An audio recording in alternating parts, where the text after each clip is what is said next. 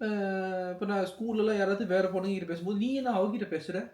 அவங்க கிட்ட நீ பேச வேணாம். நீ என் கூட பேசாத" அப்படின்னு. அதனால அண்ணே அண்ணேன்னு தான் கூப்பிட்டுட்டு இருந்தா. சரியா? இதெல்லாம் ராஜாராணி வர்றதுக்கு முன்னுக்கு. சரியா? நானும் அண்ணேன்னு கூப்பிடுறா, இதெல்லாம் வேற கேட்கறா. என்னத்துக்கு கேட்கறான்னு தெரியல.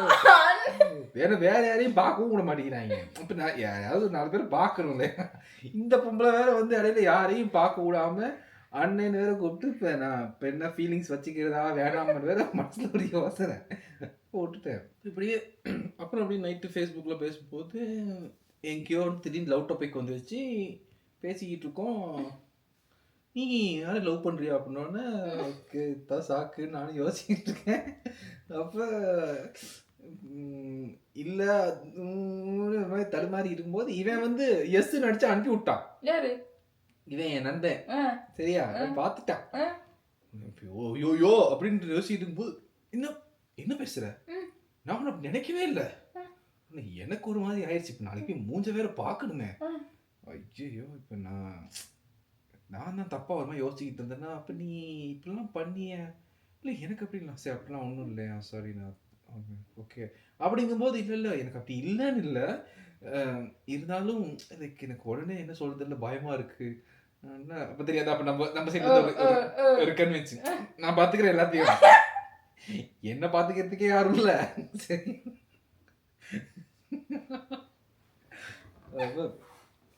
நான் இருக்கேன், நான் பாத்துக்கிறேன், என்ன நம்பி வா அப்படின்னு. அப்ப இதுதான் ஹைலைட் சீன். ஒரு 10 நிமிஷம் இந்த மாதிரி ஒரு மாதிரி சலம்பிக்கிட்டு இருந்துட்டு ஓகேன்றுச்சு.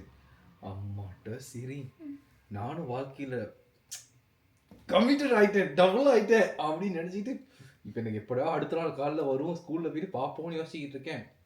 சரியா நான் பஸ் விட்டு இறங்கி எங்க ஜங்ஷன்ல இறங்கி கிராஸ் பண்றேன், அந்த பக்கம் இருந்து நடந்து வருது. ஓ மை காட், எனக்கு ஆம்பளை பசங்கெல்லாம் வெக்கப்பட்டு பார்த்துருக்கீங்களா? நான் பட்டனே வெக்கோடு. ஐயோ சரியா, எனக்கு அது குண்டா இருக்கா மெலிவா இருக்கா கருப்பா இருக்கா வெள்ளையா இருக்கான்லாம் ஒண்ணுமே, அதெல்லாம் தாண்டி அதுக்கு முன்னுக்கு ஒன் சைட் லவ் ஒன்று தானே பூட்டா அடிச்சு.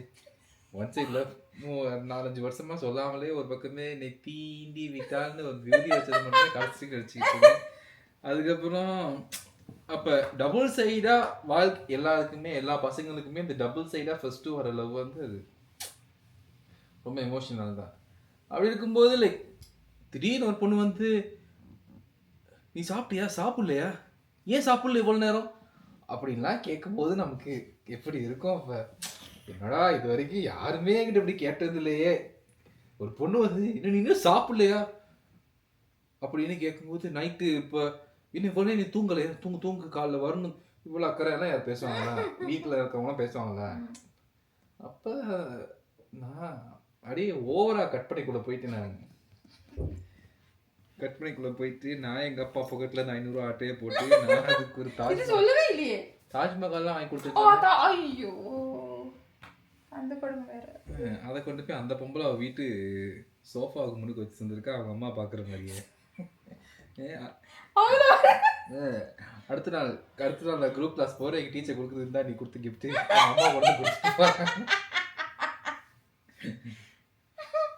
டீச்சர் எப்படியாவது என்ன காப்பாத்துறீங்க டீச்சர், எங்க அம்மா கிட்ட மட்டும் சொல்லிடுறாங்க டீச்சர். அதுக்கப்புறம் கண்டுக்கவே இல்லை. அந்த லவ் ஃபெயிலியர்ல தான் நல்லா படிக்கலாம் போயிடுச்சு. கண்டுக்கவே இல்லை என்ன. அவ பாட்டு கேஷுவலாக இருக்கேன். எனக்கு தெரிஞ்சு அதுக்கு எனக்கு முன்னுக்கு ஒரு 4-5 பேர் லவ் பண்ணியிருப்பா. எல்லாத்தையும் இதே மாதிரி தான் பண்ணியிருப்பா. ஒருத்தன் நல்லா படிச்சுக்கிட்டு ஃபுல் ஃபோக்கஸ்டாக இருந்தால் ஃபோக்கஸ்டை வந்து ஃபோக்கஸ்லாம் வந்து ஒரு பக்கம் திருப்பி விட்டு அவளுக்கு பாட்டுக்கு அந்த பொம்பளை அந்த மாதிரி கேட்டகரி சேர்ந்த பொம்பளை அவள் இல்லையா. அப்புறம் நான் எப்படி டெய்லி போய் அவன் மூஞ்சை பார்க்கறதுனால நான் ஸ்கூல் போக மாட்டேன். அவனா ஃபெயில் ஆகிட்டேன். அவங்கிட்ட இருந்து தப்பிச்சு இன்னொரு ஸ்கூல் போனால் அங்கே ஒரு கரடி மூஞ்சை அவன் கிளாஸ் ஃபீஸ் கேட்டால் அடிப்பான். அடி ஆப்பா கை அவனுக்கு எவ்வளோ பெருசாக இருப்பேன்.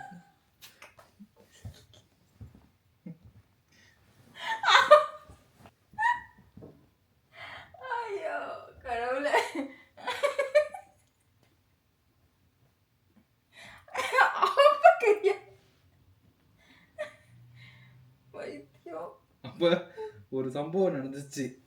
என்னன்னா இப்போ நான் இதுக்கு முன்னுக்கு படித்த ஸ்கூலில் வந்து நான் வந்து ஒரு மேக்ஸ் ஒரு கொப்பியோன் யூஸ் பண்ணேன். அப்ப அதுக்கு அடுத்த ஸ்கூல் நான் போகும்போது அவன் வந்து எனக்கு ஒரு ஒரு ஒரு வீட்டுக்கு ஹோம்ஒர்க் கொடுத்தான் ஒரு மேக்ஸ்ல. நான் ஏன் அதை புதுசா செய்யணும்ட்டு போன வருஷம் செஞ்ச கொப்பியை எடுத்து கொண்டு போயிட்டு கொடுத்துட்டேன். அவன் தொடர்ந்து மோந்து பார்த்துட்டு இதுல எல்லாம் சூட வாசனை வருது, இது இங்க படிச்ச கொப்பியில தண்டாட்டு அடிச்சா அடி எனக்கு கண்டுபிடிச்சிட்டான். கண்டுபிடிச்சு கொடுத்தா அடி எனக்கு. இல்ல நான் மயில இருக்கலாம் வச்சிருந்தேன், அதுதான் பாசம் வந்துருச்சு. ஐயோ கடவுளே.